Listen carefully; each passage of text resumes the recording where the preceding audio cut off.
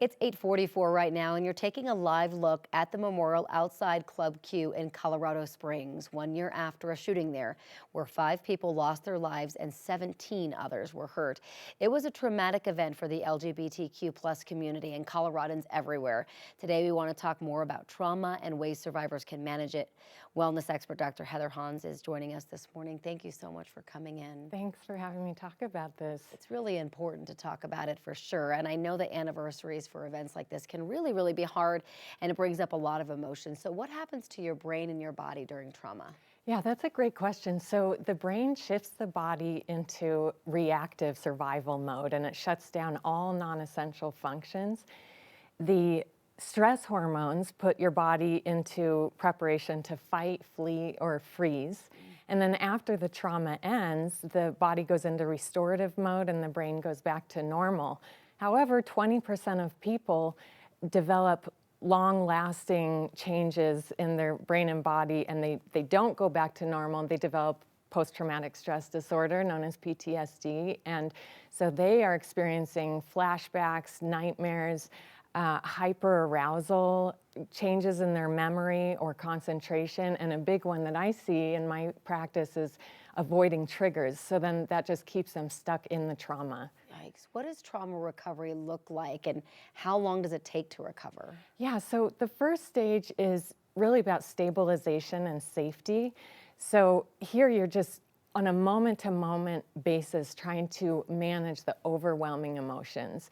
And a lot of people can't even talk about the trauma at this point. And so researchers have found that mindfulness groups, meditation, deep breathing yoga, and acupuncture all help during that phase. Okay. And then the next one is really the grieving and remembrance process. And this is where you are making meaning to the best that you can out of the trauma. And that's usually done in individual or group counseling or both. And you are maintaining safety, but still expressing your emotions and doing that grieving.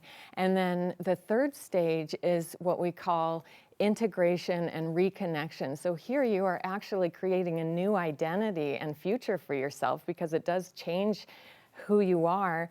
And then you are going back out and finding a new way to relate to life and to the future. And it can take, the main symptoms subside within a month, typically, the heavy duty ones, but it can go on, and especially if people have PTSD, can be long lasting.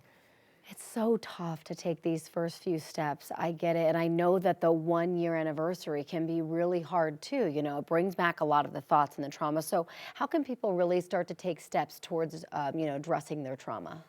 It is, even when it seems impossible, you have to make the decision not to stay in victim mode. That's going to be the first thing, and to really commit to empowering yourself to heal. And I always tell clients to wait 5 minutes before reacting to any kind of trigger, whether it's a person or a thing. And then here's a case where you definitely do want to see a therapist, and a trauma therapist specifically can help. Really great advice, and I think that it's so important that you're surrounded by loved ones and you talk about it, and again, that you get professional help as well, because this is a really heavy topic. It's heavy, and most of us can't survive life without experiencing at least one trauma, so we'll all face it. Dr. Hans, thank you so much. Really appreciate it. Thank you so much.